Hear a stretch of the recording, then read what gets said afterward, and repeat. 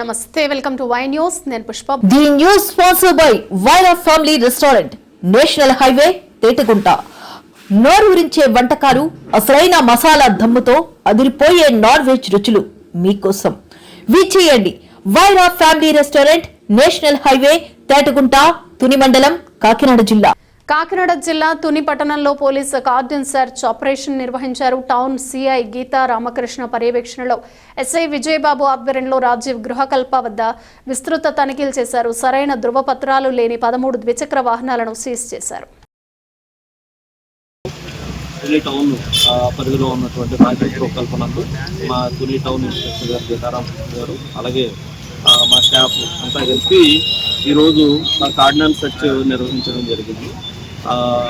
ఎటువంటి కొత్త వాళ్ళు వచ్చినా కానీ వాళ్ళ యొక్క యాంటీ ఇన్సిడెంట్స్ చెక్ చేయడానికి, అలాగే ఈ మధ్య ఏంటంటే ఎక్కువగా చాలా మంది స్టోలెన్ వెహికల్స్ అన్ని కూడా తాకట్లు పెడుతున్నారు. తాకట్లు పెట్టి వీళ్ళు ఏం చేస్తున్నారు, వీళ్ళు తెలుసుకోకుండా రికార్డు లేకుండా కూడా ఈ బళ్ళు తాకట్టు పెట్టుకుంటున్నారు. ఇలాంటివి అలాగే ఏమైనా క్రిమినల్ రికార్డ్స్ ఏమన్నా వెరిఫై చేయడం, అలాగే ఇక్కడ ఏమన్నా గంజాయి కానీ సారాయి కానీ ఏమన్నా అమ్ముతున్నారా, లేకపోతే ఎవరైనా దానికి ఎడిక్ట్ అయ్యారన్న కోణంలో ఈ కార్డినల్ సెర్చ్ నిర్వహించడం జరిగింది. దీంట్లో మొత్తం రికార్డ్ లేని వెహికల్స్ మొత్తం ఒక 13 వెహికల్స్ ని సీజ్ చేయడం జరిగింది. ఆ రికార్డ్స్ కన్సర్న్ ఓనర్స్ ఎవరైతే ఉన్నారో ఆ ఓనర్స్ ఆ రికార్డు సబ్మిట్ చేసి దాన్ని వెరిఫై చేసి పంపించడం జరిగింది.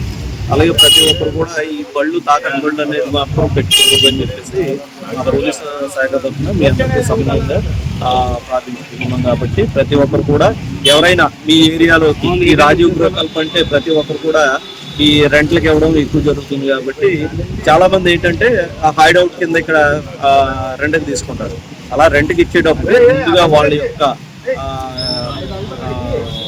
ఆధార్ కార్డులు, గుర్తింపు పత్రాలు ఒకసారి అడిగి, ఒకవేళ మీకు ఏమైనా అనుమానం ఉంటే స్థానిక పోలీస్ స్టేషన్ మా దగ్గరికి వస్తే వాళ్ళు వెరిఫై చేసి మేము మీకు క్లియరెన్స్ ఇవ్వడం జరుగుతుంది. ఎన్ని చోట్ల మనం చేస్తాము, ఇప్పుడు ఎన్ని అందులో రికార్డులను పొందండి.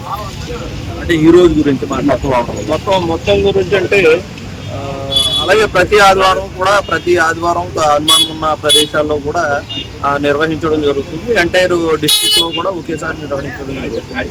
అంటే బళ్ళు అయితే పట్టుకుంటున్నాం, కానీ చాలా మందికి వాళ్ళ బళ్ళు వాళ్ళ పేరును దాచుకోవడం, ఇన్సూరెన్స్ కట్టకపోవడం, తర్వాత సరైన పత్రాలు లేకపోవడం. యాక్సిడెంట్ జరగడం వల్ల ఏమవుతుందంటే అతనికి సరైన ఇన్సూరెన్స్ లేకపోతే కనీసం ఇన్సూరెన్స్ క్లెయిమ్ రాదు.